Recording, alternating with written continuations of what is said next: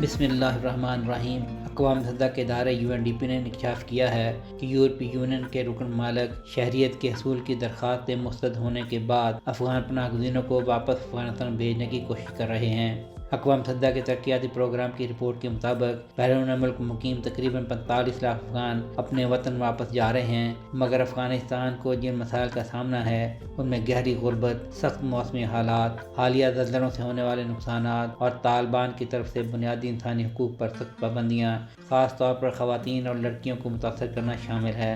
چنانچہ واپس آنے والوں کو جذب کرنے کی صلاحیت کا یہ فقدان یورپی یونین کے متعدد رکن ممالک میں غیر قانونی طور پر قیام پذیر افغانوں کو ملک بدر کرنے کی یورپی کوششوں کے لیے ایک سنگین مسئلہ ہے۔ 20 یورپی ممالک کی طرف سے مسترد شدہ افغان پناہ گزینوں کی واپسی کے لیے دباؤ کے بعد برسلز نے طالبان کے ساتھ بات چیت شروع کر دی ہے، جو ایک ایسی حکومت ہے جسے یورپی یونین باضابطہ طور پر تسلیم نہیں کرتی۔ یورپی یونین کی ایجنسی برائے پناہ EASO کے تازہ ترین اعداد و شمار کے مطابق جون اور اگست 2025 کے درمیان مجموعی طور پر 63% افغان پناہ گزینوں کو یورپی یونین اور اس سے وابستہ ممالک میں پناہ گزینوں کا درجہ دیا گیا۔ EASO کے ڈیٹا میں یورپی یونین میں افغانوں کو دیا گیا خصوصی تحفظ حاصل کرنے والوں اور ساتھ ہی مسترد ہونے کے بعد عدالتی حکام سے اپیل میں جانے والوں کے اعداد و شمار شامل نہیں ہیں۔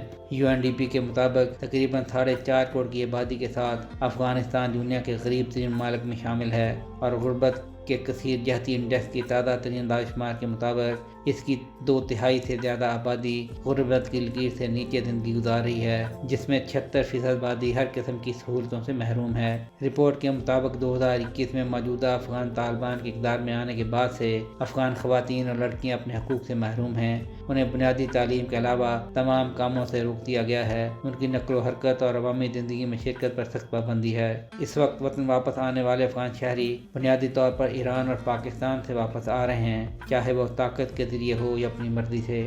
ان میں سے تقریباً 10% لوگ اثاثے لائے بغیر واپس آ رہے ہیں۔ حقیقت میں وہ اپنے کپڑوں کے علاوہ جو کچھ ساتھ لا رہے ہیں وہ قرضہ ہے۔ واپس آنے والوں کے لیے نوکری تلاش کرنا بہت مشکل ہے۔ جبکہ وہ آتے ہیں تو ان کے پاس گھر اور صحت اور تعلیم کی بنیادی خدمات نہیں ہوتی، اور سب سے اہم یہ کہ خواتین کام نہیں کر سکتیں۔ سہیل شہریار، پاک ترک نیوز۔